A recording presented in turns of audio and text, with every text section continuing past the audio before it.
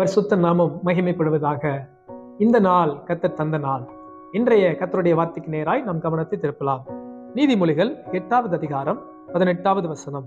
ஐஸ்வர்யமும் கனமும் நிலையான பொருளும் நீதியும் என்னிடத்தில் உண்டு. அன்பானவர்களே, நாம் ஐஸ்வர்யத்தை தேடி ஓடுகிறோம், சம்பாதிக்க வேலைக்கு செல்லுகிறோம், எல்லாவற்றிற்காக பிரயாசப்படுகிறோம். ஆனால் ஆண்டவர் பாருங்கள், ஐஸ்வர்யமும் கனமும் நிலையான பொருளும் நீதியும் என்னிடத்தில் உண்டு என்று சொல்கிறார். அப்படியானால் முதலிடம் நாம் தேவனுக்கு கொடுக்கும்போது கர்த்தர் நமக்கு அவர் தருகிற நிறைவான நன்மையை நிச்சயம் கொடுப்பார்.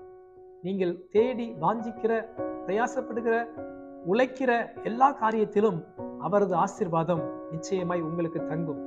ஜெபிப்போமா? அன்புள்ள ஆண்டவரே, இந்த வார்த்தையை கேட்ட பிள்ளைகளுக்கு ஸ்தோத்திரம். எல்லாம் உமது கரத்தில் இருக்கிறது ஐயா. உம்மை பற்றி கொண்டு நாங்கள் முன் செல்கிற பலனை தாரும். இயேசுவின் நாமத்தில் ஜெபிக்கிறேன், ஜெபம் கேளு நல்ல பிதாவே. ஆமென். God bless you. கர்த்தர் உங்களை ஆசீர்வதிப்பாராக.